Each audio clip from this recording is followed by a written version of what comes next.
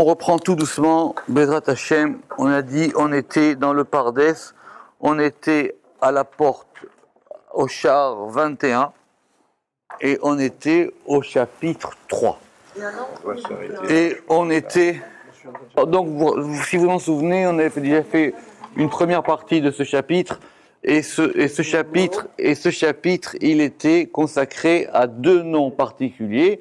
Le premier nom, Ararita, et le deuxième nom qui correspond au premier, d'après ce qu'on a vu la dernière fois dans la Braïta qu'avait ramené Rav Chamaï Gaon dans Sefer Ayun, qui s'appelle le nom Evi.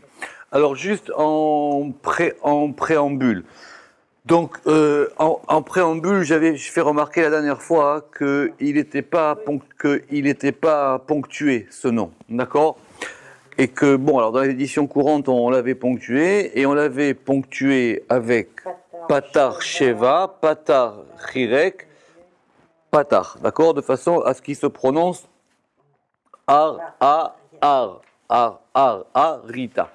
Mais effectivement, il y a d'autres ponctuations. Alors je vous ai ramené que dans ce livre-là qui s'appelle Faire chercher chez moi, je vous expliquerai ce que c'est ce livre une autre fois. Il ramène que d'après le Rashash, il y a une deuxième ponctuation, et que cette deuxième ponctuation, elle est Sheva Tsere. Alors le Sheva se place sous le Aleph, le Tsere se place sous le Resh, le deuxième Aleph, il est sans ponctuation, le Resh, il a un Chirek, le Tav, il a un Sheva, et le Aleph, il a un Kametz. D'accord? Ce qui ferait qu'on le prononcerait R-I-T-A. D'accord? Et il dit que ça, c'est ramené par le Rashash. Et c'est ramené aussi, ce que j'avais dit la dernière fois, que ce nom-là, il fallait... Enfin, pour ceux qui veulent prier avec des kavanotes, il fallait avoir l'intention de ce nom tout à fait dans la bracha de Shomea, dans Shomea Tefila. Il dit pourquoi? Ki shemze kocho le'ashmiat atefila. Parce que ce nom, il a la force de faire entendre la prière. Il ramène aussi au nom d'un autre livre que ce nom-là, il a pour valeur numérique. Alors, on va faire la valeur numérique. Aleph, c'est 1. Resh, c'est 200. Plus 1. Plus 200, plus 1, plus 200, plus 10, plus 400, plus, non, plus, il y a deux rèches, plus encore 1. 813. Exactement.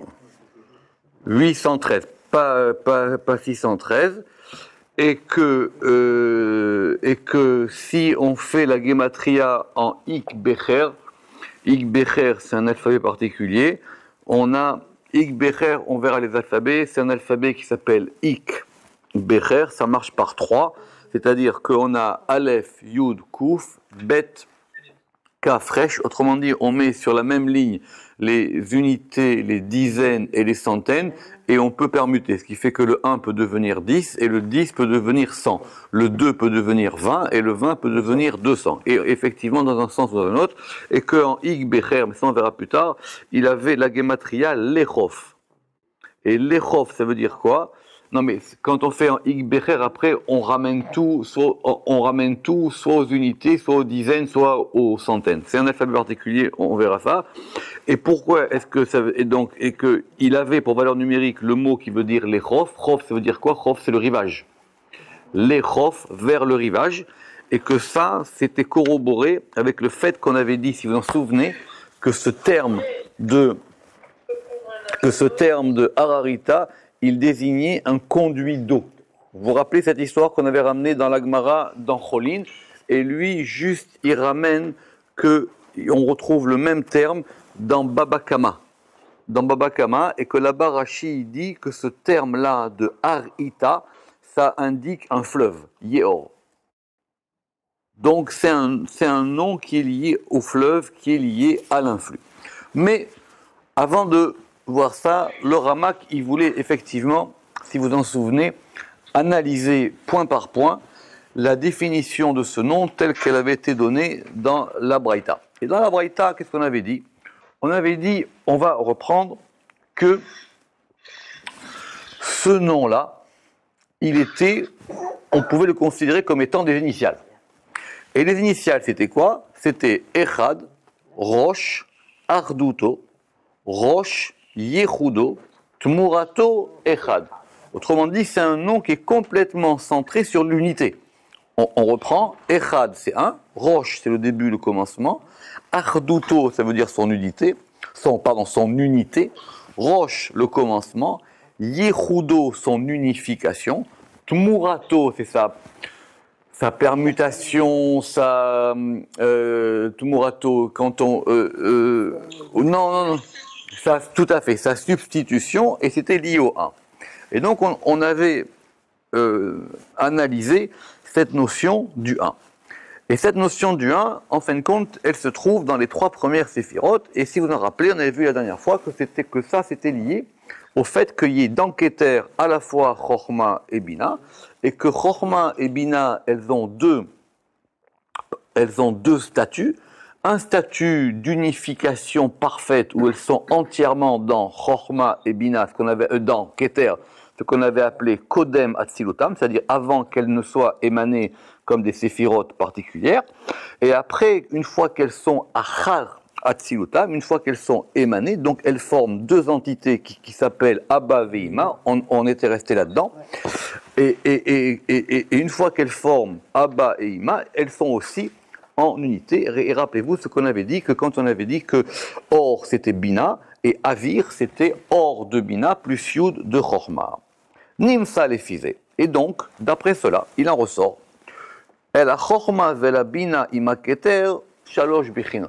Il y a donc trois stades, 3 particularités de cette union de Chochma et de Bina avec Keter. Premièrement, Yechudam kodem atzilutam. Soit elles sont unifiées avant d'être émanées, c'est-à-dire que dans Keter, tout est un. Metziyut atzilutam bli yichud. Deuxièmement, elles deviennent 2 entités séparées sans être unifiées. Yechudam achar atzilutam. Et après, elles deviennent unifiées comme 2 entités séparées qui vont s'unir. C'est simple, hein? Vous savez, dans Keter Chochma Bina, ça fait sortir Chochma et Bina qui sont 2 entités distinctes, et après elles vont s'unifier en tant que Abba ve'Ima. Veliot, qui en benehem pirud leolam. Et donc, puisque on ne trouvera jamais de séparation, c'est tout le temps uni, c'est tout le temps ensemble, ki leolam gar chashuvot ke'echad. Parce que tout le temps, les gares, c'est-à-dire les 3 premières séphirotes, les shalosh rishonot, elles sont considérées comme étant une. C'est pour ça qu'en général, on considère que les 3 premières sphirotes, elles forment un. C'est une unité. Velachen Amar, et c'est pour ça que dans les initiales du nom qu'on avait attribué, on avait dit Echad Rosh Arduto. C'est-à-dire, Echad, il est un, Rosh, le commencement, Arduto de son unité. Pirouche, c'est-à-dire, Echad ou Kinuyam ou Kinuyim à Amiti. Premièrement, Echad, c'est ou Kinuyam Amiti.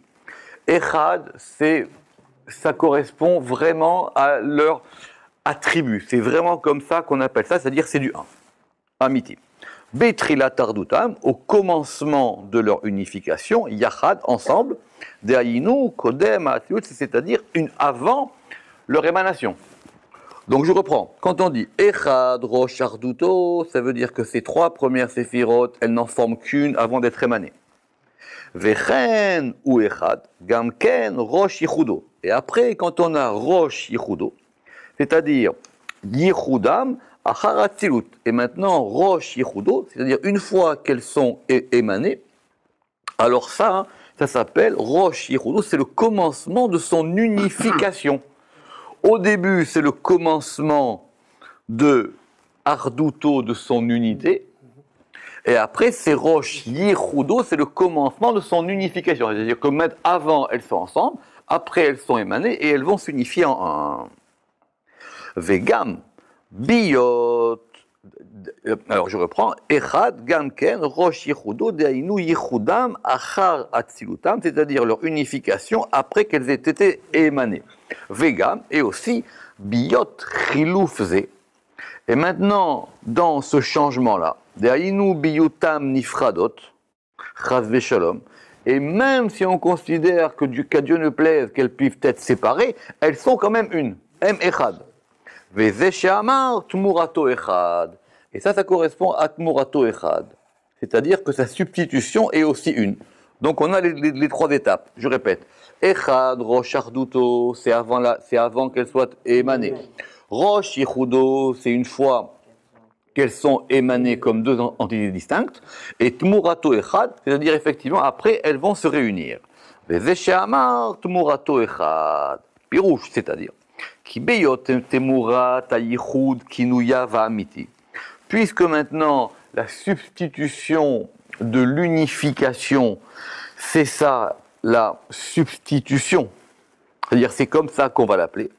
Ou echad, malgré cela, c'est un. Ki le'olam lo yishtane. Parce que de toutes les manières, ce niveau-là, c'est un niveau permanent qui ne change pas. Lo yirsar velo yadif. Ni on va lui enlever quelque chose, ni on va lui rajouter quelque chose. Ve'achar sheyiched gimel rishonot bechol POTM. Et maintenant qu'on a unifié ces trois aspects selon tous leurs côtés, comme nous l'avons expliqué. Ve'gam yachad metziut haketer bechol hatzilut. Et de plus, puisque l'existence du Keter, elle est unique dans toute la Hatzilut, c'est-à-dire que Keter, c'est lui qui assure l'unité de toute la Hatzilut. Alors on avait dit Yachid ou Meyuchad Echad. Où est-ce qu'on avait vu Yachid ou Meyuchad Echad? C'était à la fin qu'on avait dit Siman Echad. Rosh Arduto, Rosh Yichudo, Tmurato Echad, virgule, Yachid ou Meyuchad Echad. Simplement ce Yachid ou Meyuchad Echad, c'est-à-dire Yud, Vav, Aleph, on ne l'avait pas considéré dans l'explication de ce nom. Et d'ailleurs, tant qu'on est dans cette notion de l'unité parfaite, on va voir qu'il y a, le Ramak va nous ramener maintenant un extrait du Sefer HaBahir. Gam be Sefer HaBahir nimsa ki-inyan ze beketer. Aussi dans le Sefer HaBahir, on rapporte une chose similaire à propos de Keter. Vezé les Shono, et voici l'explication. D'accord? Alors, Vezé les Shono. Aleph, Keter Elion. Le Aleph, il est la couronne supérieure. Baruch ou Mevorach. Baruch, béni, ou Mevorach, et il est béni. Shemo, Baruch ou Mevorach Shemo. Donc son nom est béni et est béni. Shemo, ve, on verra si c'est soit ve'amo, soit ve'imo. Mais normalement, on va dire ici ve'amo. C'est-à-dire ce qui est avec lui, littéralement. Amo, c'est ce qui est avec lui. Am, c'est im, ce qui est avec lui. Pardon, il y a peut-être les deux, non, parce qu'après, on va voir selon le verset. Mai amo. Ça, et donc, justement, pour pouvoir se faire abahir à la question, qu'est-ce que ça signifie ici, ce hameau? Israël, ce hameau, ça s'appelle Israël, donc c'est son peuple. Ouais. Comme il est écrit, qui Hachem ou Elohim, parce que Yud Kevavke, il est Elohim, c'est dans les Teilim, ou Asanu Velo Anachnu, c'est lui qui nous a fait. Après, c'est un verset connu parce que soit on dit vélo avec un vav, soit vélo avec un aleph, ça veut dire et lui, anachnu nous sommes, et ou plutôt vélo anachnu et pas nous. Donc d'accord, ça veut dire que on reprend le pshat du pasuk. Ki Hashem ou Elohim, Yud Kevavke il est Elohim, ou Asanu, c'est lui qui nous a fait, et pas nous, ou plutôt et nous sommes, vélo anachnu amo, vetson maraito, et le troupeau de son pâturage. D'accord? Ben, ça veut dire que nous sommes les brebis, nous sommes le troupeau de Yudke Vavke, et c'est lui-même qui nous dirige, ce qui n'est pas le cas de tous, ce qui n'est pas le cas de tout. Ça veut dire qu'on est dirigé directement, c'est lui le maraï, c'est lui le berger, c'est lui le roi, c'est lui le berger. Et ça, c'est lié à cette notion du Aleph. Ou la Aleph anachnu. Et alors donc, qu'est-ce qu'on fait? On va diviser ce mot de vélo, Vav, Lamed, Aleph, on va dire Vela Aleph anachnu, et nous sommes liés au Aleph. C'est comme ça que le Sefer HaBahir fait la dracha. Vela Aleph anachnu, les Akir pour connaître, Vele Yeda et pour savoir, le Echad, le 1, Achduto, son unité, ou Meyuchad et sa spécificité, et son unicité. Qui ou echad ou meyuchad bechol shemotav, parce qu'il est un et unique parmi tous les noms ou dans tous les noms. Ad kan leshono, fin de la citation du Sefer HaBahir. Ou pirouche. Donc c'est la même idée. D'accord? Donc la qui dit on trouve cette même idée d'unification parfaite liée à Keter, et ici on a rajouté le Aleph dans Sefer HaBahir. Donc on ne s'éloigne pas du sujet, je reprends. On est toujours dans l'explication du nom, mais tant qu'on est dans cette notion de l'unification parfaite, on a dit Echad Arduto, Miyuchad Arduto, effectivement, donc on ramène le Sefer HaBahir. Et donc du coup, on va expliquer ce qui est expliqué ici dans Sefer HaBahir, ou Pirouche. Et voici donc l'explication. Keter Elion Baruch ou Mevurar Shemo. Donc la couronne supérieure, Baruch ou Mevurar, c'est béni et c'est béni par son nom. Akavana, on veut dire ici que Keter Elion, que la couronne supérieure, ou Nishpa, est influée, Mimekor Havayot Kulam, depuis la source de toutes les Havayot, c'est-à-dire de tout ce qui existe, de tout ce qui est. Non, Havaya, pas Chayot, Havaya, de être. Et c'est ça, Baruch. Ok. Alors sur Baruch, on avait beaucoup parlé de cette notion. Parce que quand on dit Baruch, ça veut dire qu'on bénit. Quand ça veut dire qu'on bénit, simplement, la bénédiction, c'est qu'on va faire descendre quelque chose, un influx, vers un degré. D'accord? Alors on a eu de longues discussions là-dessus, mais le pshat est toujours le sod. Quand on dit Baruch Ata Hashem, on bénit Yudke Vavke. On demande à ce qu'il y ait un influx qui descende sur ce degré de Yudke Vavke. On peut faire toutes les traductions possibles, mais c'est ce qu'il y a écrit. Parce que Yudke Vavke, il est dans Tiferet, et quand on dit Baruch Ata Hashem, on bénit Yudke Vavke. C'est pour ça qu'il ne faut surtout pas traduire Yudke Vavke par Dieu. On ne peut pas bénir Dieu, mais on peut faire descendre un influx sur un degré de Tiferet. Et c'est ça qu'il y a d'ailleurs dans les kavanotes des Berachot. Et c'est expliqué plusieurs fois dans le Zohar. Et que ça, c'est pas donné, enfin, c'est compliqué, mais en tout cas, quand on dit Baruch, ça veut dire que c'est un influx qui descend. Et c'est lié grammaticalement au fait que Baruch, ça veut dire béni. D'accord? Donc, ce degré, et donc même ce degré de Keter, lui, il est béni parce qu'effectivement, il est influé depuis la source de tout. Oyertse, ou bien, mais Kor Berachot, ou bien on va considérer qu'il est la source des bénédictions. Et c'est comme ça d'ailleurs qu'en général, on résout toutes les polémiques sur cette notion de Baruch, parce que comme effectivement ça gêne beaucoup de gens de pouvoir dire que Baruch, en comment est-ce que tu vas bénir Yudke Vavke, alors on dit que Baruch, ça ne veut pas dire qu'il bénit, ça veut dire qu'il est lui-même la source des bénédictions. Mais s'il est la source des bénédictions, alors comment est-ce qu'on va faire Baruch Ata Hashem? Alors, et en plus, nous, ce qu'on veut, c'est que quand, par exemple, cette bénédiction, elle va s'appliquer quand, par exemple, on mange quelque chose, alors on veut que sur le fruit qu'on va manger, ou sur le pain, ou peu importe, l'aliment, il y ait un influx qui descende sur ça de façon à ce que quand je le mange, comme va expliquer le Arizal, non seulement je mange ça, mais la spiritualité qui est dans cette chose-là, aussi je puisse l'intégrer. Sinon ça s'appelle juste que j'ai mastiqué. D'accord? Vechen mevorar shemo. Et de même quand on dit que son nom soit béni, pirouche, sha'ar asfirot. Alors là il s'agit des autres séphirot. Chez M, Levouch et Lav, qui sont considérés, les autres séphirot, elles sont considérées comme étant le vêtement de Keter. De'ainu inyan Shem, c'est-à-dire Shem. Parce que c'est quoi un Shem? Ça, il dit qu'il faut aller voir dans Kedé Pirachnu Besha Arkakinoim, comme on l'expliquera dans Arkakinoim, à propos de la notion de Shem. Le Shem, en général, c'est un levouche. Le Shem, c'est un vêtement qu'on met sur une chose.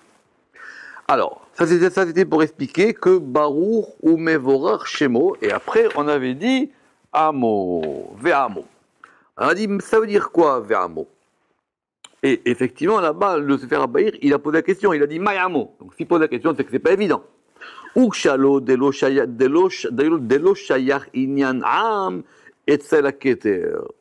Parce que c'est pas évident de pouvoir associer la notion de am, la notion de peuple ou d'avec, avec keter. Qu'est-ce que vous voulez associer avec keter? Les sheyitiarsu elam, elavam. Qu'on puisse lui attribuer la notion de peuple, velo kayotsebo, et pas quelque chose qui lui ressemble. Velazé shiv Israël, c'est pour ça qu'il a répondu, non, ici on parle de Israël. C'est quoi Israël? C'est Tiferet. Ki biyot Israël nishmata machuzim betiferet. Parce que puisqu'Israël, leur âme, elles sont à Chouzim, elles saisissent ce degré de Tiferet, alors à Chouzim Baketer, elles sont associées, elles sont liées, elles saisissent ce degré de Keter. Chez Ken, à Tiferet, Ole Elav Dererka Vaemsaï. Parce qu'effectivement, Tiferet, il a un axe direct, qui est l'axe central, qui permet d'aller de Tiferet à Keter. Donc, on comprend pourquoi que tout de suite avec Keter, on a associé Tiferet. Chez Ken à Tiferet, je répète, à Tiferet, Ole Elav Dererka Vaemsaï. Et c'est pour ça qu'on a amené la preuve du verset qu'on a cité dans Tehilim, quand on a dit là-bas, Velo Anachnu avec un Aleph. Ça veut dire quoi, Velo Anachnu? Littéralement, ça veut dire et pas nous. Et pas nous. Mais là-bas, comme c'est écrit, Uktiv Ba Aleph, Vekare Bevav. Alors en général, c'est un correctif, ça veut dire qu'il y a une manière de l'écrire et une manière de le lire. C'est écrit avec un Aleph, et nous, on le lit avec un Vav. Ou Pirusho. Et ça veut dire quoi? Vela Aleph Anachnu. Nous sommes liés au Aleph. Et c'est quoi le Aleph? C'est Keter. Daïnu Keter. Vechen Piresh Bazoar. Et c'est comme ça que c'est expliqué dans le Zohar, dans Bereshit. Quand on dit là-bas, Ve'ata Yesh Em la Mikra, Ve Yesh Em la Masoret. Ça veut dire quoi, Yesh Em la Mikra? Ça veut dire que littéralement, l'écrit, le Mikra, le texte, il a une mère. Ça veut dire que Em la Mikra, ça, littéralement, c'est ce qu'on appelle la Masoret. Ça veut dire qu'il y a une tradition à la manière dont le texte est écrit. Veyesh Em la Masoret, mais il y a aussi une mère à la manière dont on va le lire. C'est ça la Masoret ici. Veyesh Em la Masoret. Pourquoi? Ben, Yesh Em la Mikra, il y a une mère à la manière dont on le lit et il y a une mère à la manière dont on l'écrit. Dans les deux cas, c'est pareil. Ki besibat vela vanachnu la alef vanachnu. Parce que justement à cause de ce vela vanachnu, mais quand c'est ce vela vanachnu, c'est quoi? C'est la manière dont on le lit. Eh ben nous, on va aussi expliquer pourquoi c'est écrit avec un Aleph, et ça veut dire que Vela Aleph Anachnu, et nous sommes liés au Aleph. Donc ça, toutes ces histoires-là de correctives, ici c'est qu'un exemple, mais il faut les voir les unes après les autres, Bezrat Hashem, pour comprendre qu'à chaque fois, effectivement, c'est important. Ve'inyan echad achdut ou miyuchad. Pirouche. Explication. Echad be'erech atzmo she'en lo shniot. Il est un par rapport à lui-même, il n'a pas de second. Quand on dit que Dieu il est un, ça veut dire qu'il n'y en a pas un deuxième. D'accord? Ve'od sheu arishon. Et de plus, parce que c'est le premier, Keter, anichnas begeder amispar, c'est le premier qui rentre dans la règle de l'énumération, ou du fait, ou dans le compte. Ça, vous vous rappelez dans Patach Eliaou, il est marqué là-bas, Echad Vela Bechushban. C'est un 1 qui n'est pas dans le compte. Autrement dit, ça veut dire qu'il n'y a pas de zéro. Aleph, ça veut dire qu'il n'y a pas de zéro. C'est-à-dire on commence à 1 et on commence à compter à partir de ce degré. C'est pour ça qu'il est 1, mais il n'est pas considéré comme étant un 1 comme les autres chiffres de l'alphabet. Comme les autres, oui, les chiffres de l'alphabet. Ça, c'était, je vous rappelais, c'était au début du Pardes, on avait expliqué ça parce que c'est une notion compliquée, cette notion du 1. Parce que quand on dit 1, 2, 3, 4, alors effectivement, on a le premier élément de la série qui est 1, mais il est équivalent aux autres éléments de la série. Or là, c'est le premier élément de la série, mais il n'est pas dans la série. C'est le hors-série. Tout à fait. C'est Le numéro hors série, mais qui reste le 1. Pourquoi? Qui les fanav en mispar. Parce qu'avant lui, il n'y a pas d'autre numéro. Qui lifne echad ma'ata sofer. Parce qu'avant 1, qu'est-ce que tu vas compter? C'est quoi ça? C'est une citation du Sefer Yetzirah. Qui lifne echad ma'ata sofer.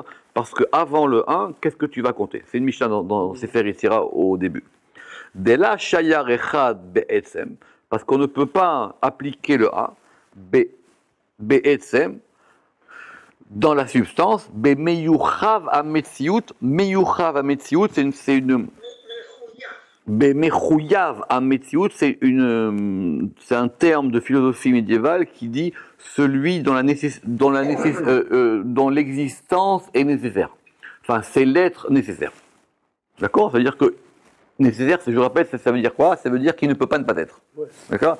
Contingent, c'est ce qui peut ne pas être, et nécessaire, ça veut dire que c'est pas possible qu'il ne soit pas. Donc lui, il y en a un seul qui est mechouyav, c'est-à-dire que dont l'existence soit une existence qui ne peut pas être mise en question. Que nous on soit là ou on soit pas là, ça change pas grand-chose au monde quelque part. Mais en tout cas, la table aussi. Mais en tout cas, lui, il est mechouyav mitam, qui a echad musag arduto, parce que le 1, c'est une notion d'unification.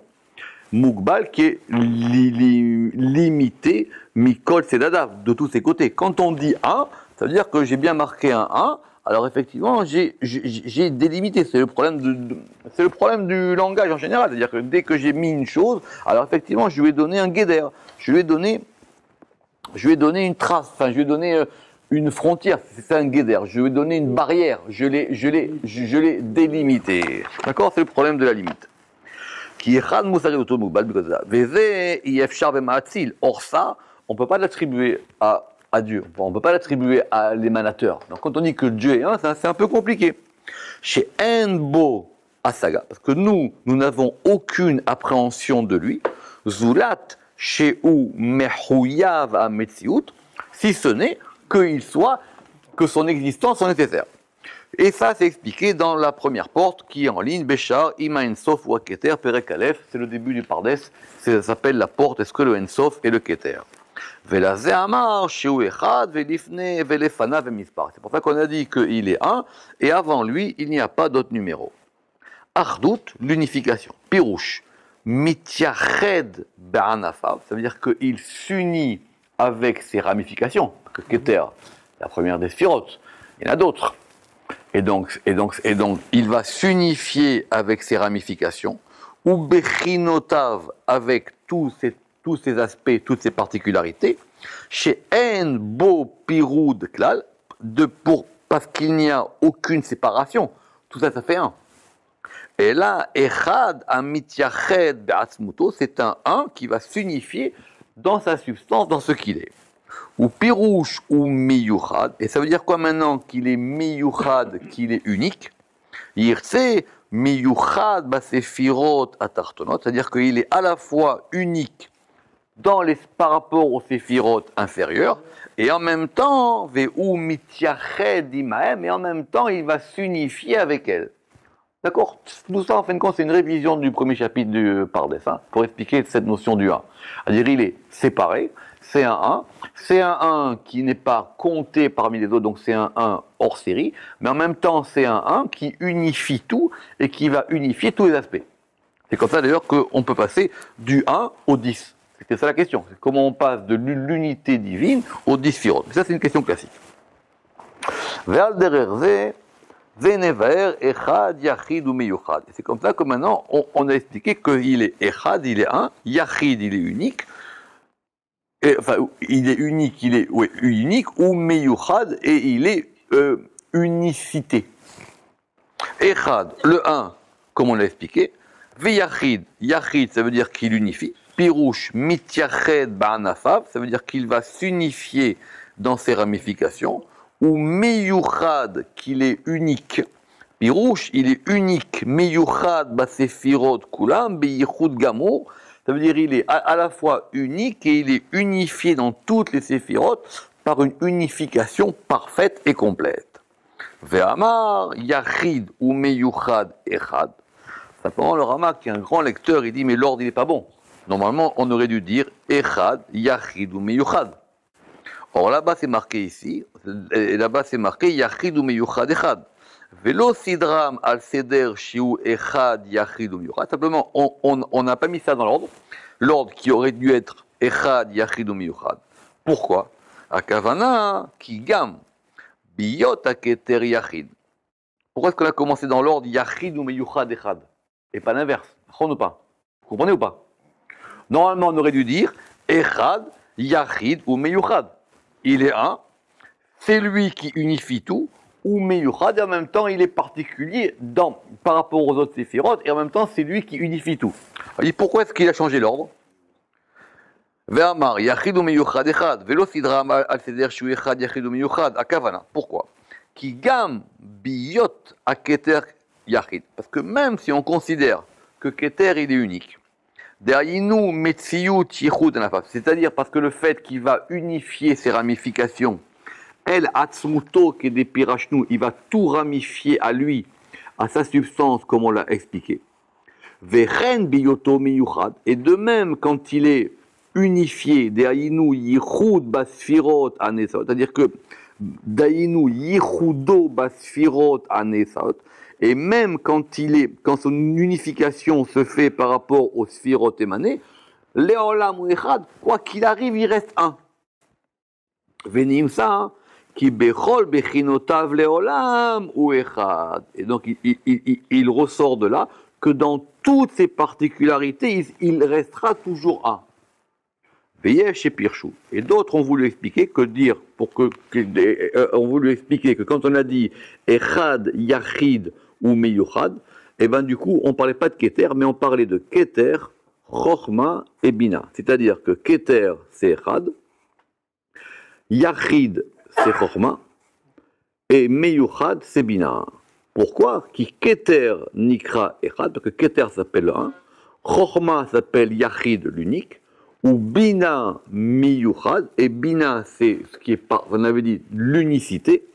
Vezar laem limsolem yachas, il dit ceux qui ont expliqué comme ça semble un peu étranger de pouvoir appliquer ça au sphirot. On dit que Keter il est chad, c'est bien, mais ça veut dire quoi que Chochma il est yachid, ça veut dire quoi que Bina il est miyuchad.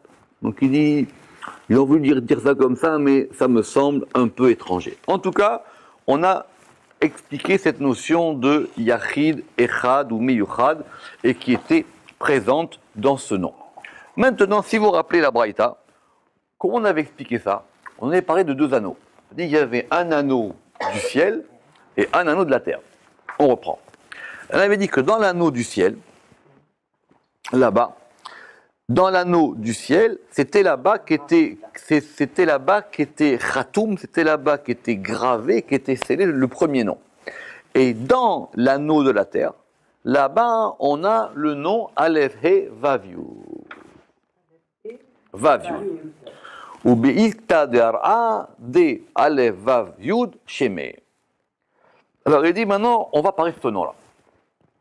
Beshem Ze אמרו קצת המפרשים כי זה עיקר שמו של הקדוש ברוך הוא והוא א' ה' ו' י'. Certains commentateurs ont dit que c'était l'essentiel du nom divin et il est Aleph He Vav Yud. Soulignez-moi cette phrase dans toutes les couleurs que vous pouvez, parce que ça c'est une référence directe à Aboulafia. Ça c'est une référence directe à Aboulafia. Ça veut dire que certains ont dit que ce nom-là, Aleph, He, Vav, Yud, c'est le nom principal de Yud Ke Vav Ke. Nous, dans la Torah, on a Yud Ke Vav Ke, on considère que ce nom-là, rappelez-vous, dans la parasha de cette semaine, on va voir Ekeye, dans la parasha de cette semaine, on va voir dans Shemot Ekeye. Mais, notez-le, parce que en général, tous les gens qui cherchent l'influence de Aboulafia dans le Ramak, ils cherchent partout, mais là, c'est Mefourash que c'est une référence à Abou Lafia. Parce que c'est assez particulier, parce que des noms, on en connaît. Même le Zohar, il ne cite pas ce nom. Pas directement. Le Zohar, je vous avais dit, s'il cite un nom particulier, il citera le nom qui vient de Et Hashamaim Ve'et Haaretz. D'accord? Aleph, He, Vav, He. D'accord? Aleph, He, Vav, He. Celui-là, il est cité dans le Zohar. Mais ce nom-là de Aleph, He, Vav, Yud, particulier ce nom-là. Je reprends. Ou Beshem Ze Amrou Ksat Amefarshim Ki Ze'ikar Shemo Shel HaKadosh Baruch Hu. Ve'HaKadosh Baruch Hu Istir Shemo les maskilim Beshem Ekeye.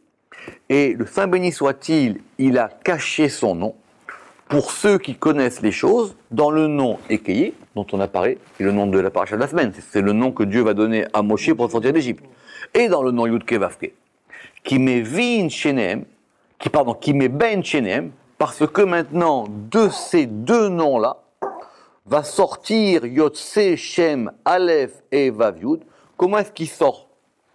Très bonne question. Comment est-ce qu'il sort? Comment est-ce que quand on prend le nom Aleph Ke Yud Ke et le nom Yud Ke Vav Ke, on dit qu'il met Ven Shenehem Yotse Shem? Comment on va faire?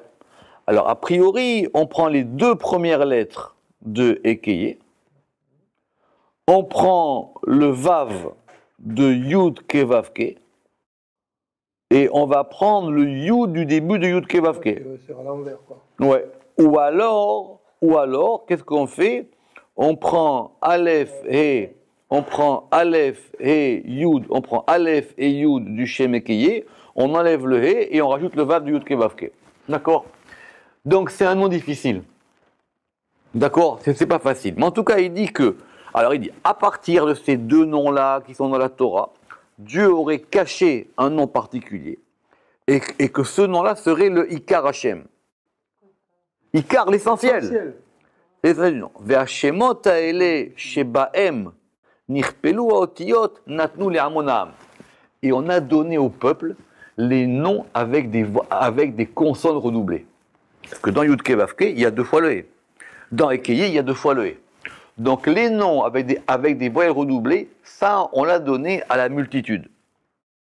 Mais les gens qui connaissent, on leur a donné un nom où les 4 lettres sont différentes. Ce qui est notre cas ici. Aleph, He, Vav, Yud. Quand on a Yud, Ke, Vav, Ke, on a 2 He. Quand on a Ekeye, on a aussi 2 He. Évidemment, on comprend pourquoi il y a 2 He, ça on l'a vu plusieurs fois. Mais en tout cas, il dit voilà pourquoi. Vekaze, vekaze. Et erichu befiem le'amik bekabelotem.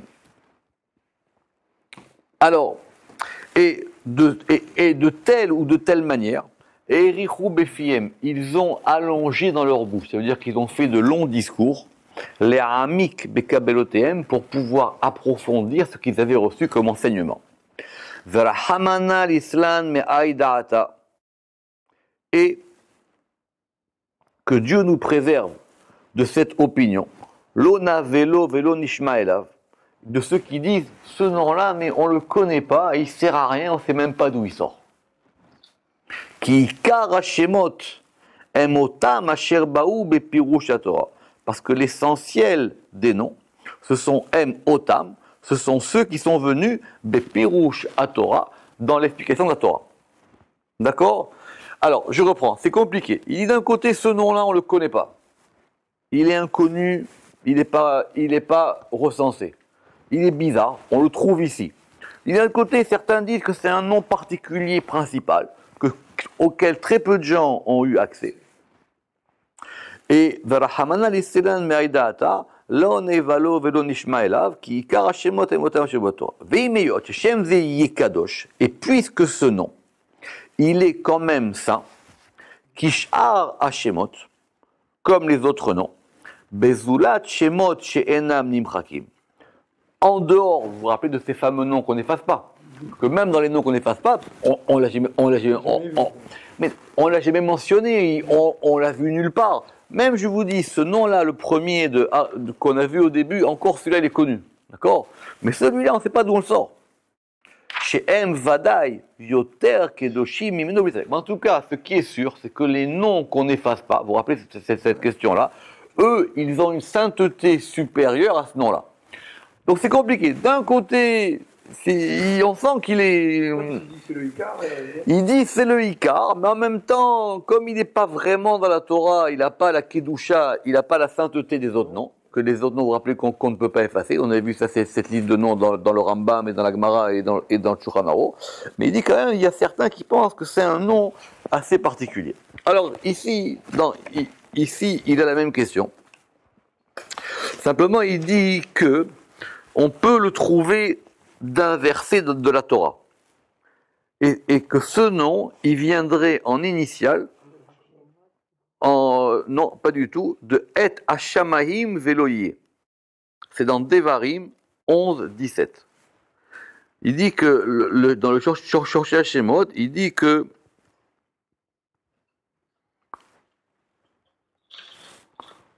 oui, c'est ça. Verset. Devarim 11, 17. Et qu'on prend 4 mots du verset, Et Hashamayim Veloye. Alors il dit que c'est un nom qui est dans Da'at, qui est dans Gvurot et tout ça. Mais maintenant, il va ramener quelque chose. Il va ramener que